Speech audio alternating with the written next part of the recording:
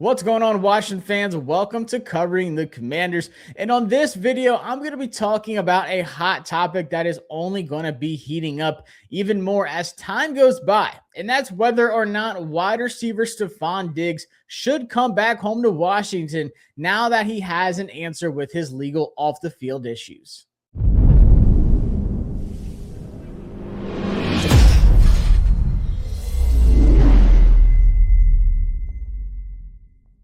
Welcome to the channel. Like I said, guys, make sure you are subscribed as I rebuild this new YouTube channel. And I'm on the road to 1,000 subs. And at this rate, guys, we're going to be there very soon. So the support has been just mind-blowing. Y'all have been awesome. Can't thank y'all enough. So, of course, I had to dive into this. And, of course, I also did an article on my Substack covering the Commanders, so make sure you head over there as well and subscribe for the podcast, some other videos, and all of my written content as well, which includes the Stefon Diggs debate, which I also included Brandon Aiyuk and Jauan Jennings. I'll talk about them a little bit as well. But what was going on with Stefon Diggs? So, of course, he was released by the Patriots in March, and I'll get into that a little bit more.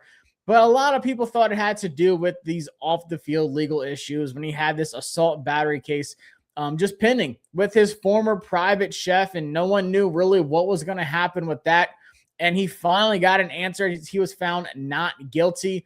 And honestly, I had to just go back and watch the videos from the court case and everything that was going on. And I'm not saying Stefon Diggs is like the best person in the world, but I genuinely feel bad for him with this case because that woman was lying about every single thing that she said, and they had proof for everything. I was just blown away at how bad of a court case it was. Like, I felt like I was watching some parody show, like a scary movie, but it was like the court case of Stefon Diggs. I had no idea what I was watching, but it was hard to watch. But that woman lied about Stefon Diggs and everything. So is he the best person in the world? Probably not. But was he innocent in that case? Absolutely. And they proved his innocence. And now teams are going to be looking to see where Stefon Diggs goes and what his market is going to be like. And that's important. And of course, the Commanders should be near the top of that discussion. So I'll talk about whether or not they should do it, what that deal could look like, but then some other options. So just looking at Stefon Diggs, though, of course, from Gaithersburg, Maryland. Of course, he'd probably want to come back home. But just seeing what he did last year with the Patriots and how everything kind of went down, he signed a 3-year, $69 million contract with the Patriots. And when he got released in March, everyone, like I said, thought it was because of these legal issues, but not really, because when you really looked at his contract, he came off a season with an injury when he was on the Texans. Not a lot of people expected him to sign a 3-year deal for $69 million. Kind of seemed like a lot. But that's kind of how it was always going to be approached, as a 1-year deal with an out after that first year. So it essentially ended up being a 1-year, $19.8 million deal, which was great for him. And it was great for the Patriots. He was their leading receiver with Drake May and that Patriots team going to the Super Bowl. Of course, their offensive line wasn't the best, but he's going to be heading into the 2026 year at 32 years old. So what kind of deal is he going to look like? Well, he did have 99 catches for 1,123 yards last season and 5 touchdowns, if you include the playoffs and the Super Bowl. And I'm kind of looking, if he got 19 and some change last year, with the guarantees and the bonuses and stuff like that, I'm probably aiming towards a 1-year, $16 to $18 million deal. Now, would you do that? Coming off of a 1,000-yard season, and he was healthy. That was another big thing. They wanted to see if he could stay healthy, and he was. And if that's what his price point is at, 16 to 18, I'm all for it. Look at the Commanders' wide receiver room right now. You got Terry McLaurin. Hopefully he can stay healthy this season. He's going to get a big, pay grade and a big salary cap hit this season, and it goes way up next season. But then they also just drafted Antonio Williams, who I cannot wait to see what he does in this offense. But they already said he's not going to be just some slot wide receiver, some slot demon. He's going to be out in the Z as well. So look at Stefon Diggs. He played a lot in the slot. He played a lot outside for the Patriots. He can do both. And that's okay. with David Blau's offense, you kind of want that. You want these pieces that can move around. You can do different things. You're going to see Antonio Williams in motion, and you're going to see him stretching the field and just kind of opening things up. I think Stefon Diggs can do that as well. So it's not just one wide receiver stuck in one place, running the same route tree over and over and over again. You can mix things up. Stefon Diggs in the slot, Williams out in the Z, or you're going to put Williams in the slot and have Stefon Diggs out there out wide. So I like the possibilities of what that could look like. If for a 1-year deal, there's not much risk. It's just you get it done. Either, stays healthy, he's really good for you, or it doesn't turn out well, he's hurt, whatever, gets in trouble again, and he's just not there. But it's worth at least taking a risk on because it's Stefon Diggs, and he showed you last season that he can still produce. So I'm not worried about his age. I'm not worried about what he can do on the field still, because he just helped a young, thriving quarterback get to the Super Bowl. And he's not even going to have to be wide receiver 1 on this team like he was on the Patriots. He's going to have Terry McLaurin and Antonio Williams to help him out, and also Chiga Okonkwo and a better offensive line and a better running game, in my opinion. So this offense really fits what Stefon Diggs is probably looking for, a team with a lot of upside, a really good quarterback, and a better supporting cast than what he had in New England, which, like I said, they still got to the Super Bowl. So it couldn't have been but so bad. But I think it is improved with the offensive line, especially compared to New England. But also just having Terry McLaurin help him out and take some of that away. But the biggest thing is everyone was looking at Aiyuk, waiting on Aiyuk, and I already did a video on the whole Aiyuk debacle. So if you want to catch up on that, just go watch that video after this. But if you're a fan that wants Brandon Aiyuk, you absolutely have to be on the Stefon Diggs train. Everyone says, oh, Stefon Diggs isn't a culture fit. He's a head case. He's this, he's that. Then what is Brandon Aiyuk at this point? Brandon Aiyuk, with everything that he's done, friends close to him, his agent dropped him. Like everyone said, he's hard to reach. He's not talking to many people. He is just as big of a wild card as Stefon Diggs. One, I do believe he's healthy. I do believe he's healthy, but I don't think that he's going to be the same Aiyuk as before. I'm expecting like a 75% Aiyuk, which is still a good wide receiver. That is still a great option that can help you out, especially with Jaden Daniels. They know each other. They're close. He trusts Jaden. I would be okay with it. I would be okay with it because it is going to be a cheap 1-year deal, probably 8, 9, 10 mil max. I don't see it getting that high, but you're going to get him on a cheap 1-year deal, but you don't know what to expect with him. He's like a grenade that can go off at any time. You sign Aiyuk, you pull the pin from the grenade, and you're just holding it and hope that it doesn't go off. Stefon Diggs is kind of the same, but Aiyuk has not played in a game since October 2024. If you ask me which option has the most upside, it is 1,000% Stefon Diggs. Now, I know Stefon Diggs is 32 and Aiyuk is 28. There's a major age difference there. 4 years is a lot for a wide receiver. But we don't know what Aiyuk looks like on the field post-injury, getting back into football condition, getting his head right, learning a new offense. We don't know what that looks like. I feel better about Stefon Diggs getting here next week, learning the offense, reporting to camp, going through the whole training camp thing, reporting, playing, doing everything, and being out there week 1. Aiyuk might not even be available until September. The 49ers can drag this out until right before week 1. Then Aiyuk gets here and you're like, hey man, we really need you to step up as that other option. They need another option. They absolutely need one. You look at who they have. Trey Burks, Luke McCaffrey, Jalen Lane, De'Ami Brown. None of them should be the wide receiver 3. And I'm not saying wide receiver 3 like the slot. I'm saying one of those top 3 options. I think Terry would be the top guy. I think Stefon Diggs would be right there as number 2. I think Antonio Williams would be right behind him as that number 3 option. But they have to get an answer. They have to. I would be shocked if they were done addressing the wide receiver position for a team that was willing to spend heavy money on Alec Pierce, heavy money on Romeo Doubs, who went to New England. They didn't just say, okay, well, we're going to draft Antonio Williams in the 3rd and be done with it. I would be surprised, honestly. I think they want more. And like, to be honest with you, I think Luke McCaffrey is safe. I think Jalen Lane is safe. But for all the people that have like crowned both of these guys, Treylon Burks and De'Ami Brown aren't roster locks by any means. So don't come at me about that. Don't say, well, De'Ami had good connection with Jaden in that one playoff game. Guys, he had how many years? 3 years before that to do anything, and he couldn't do nothing. And he had that full regular season and couldn't do nothing with Jayden Daniels.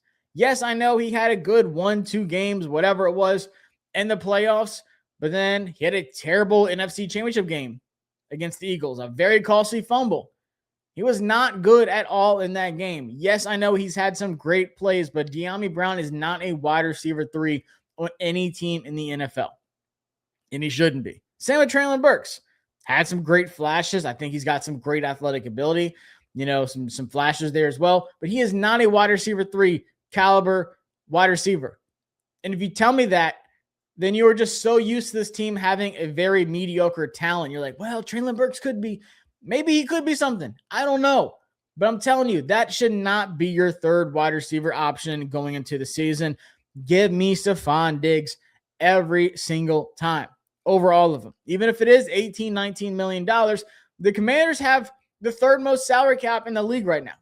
We still have to see these numbers come through with the draft picks and stuff like that. But then also you have to consider all these roster cuts that are going to happen. They have $49 million in salary cap right now. Absolutely get Stefon Diggs. Absolutely. Give them some guarantees. I don't care. But Aiyuk, if you are on the Aiyuk train and you're like, hey, I would rather have him over Stefon Diggs. Yes, price is better. Yes, the age is better. But on the field production, we have no idea. But I can tell you that Stefon Diggs just had over 1,100 yards last season, almost 100 catches with Drake May. That is a guarantee. I saw that happen. It's real. Aiyuk, can he do that same thing next year? I don't know. How long until he just decides, I can't do this anymore. I can't go through a full season grind. My knee's not holding up. That's worst case scenario. But it is a real thing that could happen. So for right now, for me, I'm team Stefon Diggs over Brandon Aiyuk. Now, there is one other wide receiver who could make a strong argument that he should be the option over Stefon Diggs, and it's someone that Washington has had interest in, and it's Jauan Jennings. But Jauan Jennings has his own hurdles. Jauan Jennings can't get out of his way. Can't get out of his own pocket, I should say. I told y'all many, many times that he's looking for way too much money. I told y'all weeks ago, even on the other YouTube channel, that Washington Commanders have had contact with him in his camp since free agency. And multiple teams have had contact with Jauan Jennings, obviously. But I heard that he was well pricing himself out around the 20 to 21 million per year range, while teams want to get him about 8-9 million lower than that, which is a giant gap. But Albert Breer also said in his article, I think it was yesterday, I attached it to the article on the Substack, but he said that he is looking for wide receiver 2 money on the market. So that's what I'm telling y'all. I heard major numbers from Jauan Jennings. And I've heard the Commanders have checked in a couple times with him, saying, hey, where are you at? He wanted to hold out. He said, hey, I'm not looking to sign right now until I get this number. I'm going to wait till after the draft. Maybe a team doesn't get a wide receiver like they're hoping for, and they come back to me and say, hey, Jauan, you know what? We're okay with that number. We need wide receiver help. Get on over here, and let's get a deal done. But nothing's happened yet. He even met with the Vikings a week ago, and we heard absolutely nothing after that. So for me, it sounds like his price is still too high for teams, and teams are just going to wait it out. Said, okay, we're going to wait for you to lower your price. We're not going to come up to what you're looking for. But I do like Jauan Jennings. I like the bigger option on the outside as well. I think the upside is there for him. But I also think that this is going to be his last long-term contracts. I think he's 28, might be turning 29 soon. And I think he's looking for a 2-3 year deal, preferably a 3-year deal. in free agency. So he wants a 3-year deal worth probably 18, 19, 20 per year. And he wants to cash out one last time, which I get it. Like I said, it's your last long-term contract. It makes sense. You know, you had 643 yards last year. You had 9 touchdowns for the 49ers. That's a lot. That's not nothing. That's not nothing. But for me, look, if you can get Jauan Jennings in like a 1-2 year deal, but it's got to be lower than what he's looking for. It's got to be. But at this point, it just doesn't sound like he wants to come down. I think there's a better chance and a better opportunity and a higher upside signing Stefon Diggs to a 1-year risk-free deal, about $18 million. Like I said, that'd be kind of on the upper hand of what I'd want to pay, but 16 to 18 is a sweet range there. I think the upside's there. But the last thing I want them to do is pay Jauan Jennings a 3-year deal for $18, $19 million per year. And, you know, something happens his first year and they're just stuck in this contract. He's a big salary cap hit the next 2-3 seasons. That's the last thing I want. You can address the position again next offseason. It is a loaded wide receiver class. It is going to have a lot of top free agents in there as well. Address the position next year. But for now, get Stefon Diggs, 1-year deal. Let him produce. Heck, if he can get 700 yards and 4 or 5 touchdowns for you, absolutely worth it. Absolutely worth it. But then also, if Terry goes down again, you need somebody to step up. Can you imagine if Terry gets hurt again and your top wide receivers are Antonio Williams, who's a rookie, De'Ami Brown, Jalen Lane, Luke McCaffrey, and Traylon Burks? I can't watch that again next season. I cannot watch that again next season. Then we're going to sign, you know, Chris Moore and Robbie Chosen again, and we're going to see a bunch of old vets. DeAndre Hopkins would be here by week 10 or whatever. That is the last thing we need. And the Brandon Aiyuk thing is not a guarantee. So don't put all your chips on that number that might not hit. So for me, I get it. I understand the off the field stuff. I'm right there with you. I think Stefon Diggs is a head case. You know, I know he's a head case. I've heard a ton of stories about Stefon Diggs, but right now he's cleared. He's good to go. He's good to play. Bring him in Washington. Help out Jayden Daniels. I think his competitive drive, people say he's not a culture fit. Like, what do you mean? Just because he's gotten in trouble off the field a couple times? I don't think Adam Peters would have a problem with that. You saw what happened with Brandon McManus, the kicker who had his own case and they released him. Then he was found not guilty. Then he signed with the Packers and had a great season. I don't think Adam Peters is going to look at this and say, oh, well, we don't know. He's too risky. Like, no, he's cleared. He already had his case. He's not guilty. He's good to go. You said you wanted to build around and support Jayden Daniels. Here's your chance. Here is your chance. And make sure you cover your tail because you saw what happened last season when injuries occur and things fall apart. It's the same reason why they drafted Ethan Kaligmanis, the quarterback, in the 7th round. Because if something happens to Jayden, they need an answer. It's clearly not Sam Hartman. And we're seeing the end of Marcus Mariota. Marcus Mariota starting a couple games is fine, but we saw a long stretch of Marcus Mariota. It's just not good enough. So they said, hey, we need an answer in case Jayden goes down, and they drafted him in the 7th round. They drafted a quarterback. I didn't think they would do it, and they did it. So do the same thing with wide receiver. I think they should get Stefon Diggs. Of course, I think there's going to be plenty of teams that want Stefon Diggs, but make sure y'all are subscribed. I appreciate y'all watching this video. And as always, drop your comments in the chat below after watching the video, and I'm going to get to them and read them all. And like I said, I love interacting with y'all now that I can sit down and really give my all to the channel. So make sure you are subscribed. We are going to be at 1,000 subs before you know it. But let me know, do you want Stefon Diggs, or would you rather have Brandon Aiyuk, Jauan Jennings, or heck, roster cuts are going to be around the corner too. I do want to see what kind of young players are out there that might have some surprise cuts along the way that just need a change of scenery. But in the meantime, give me Stefon Diggs. Had 1,000 yards last season, helped the young quarterback, and got to the Super Bowl. That's what we're trying to do. Help Jayden get to the big game and finally win another ring. Hit that subscribe button, and I'll catch y'all next time.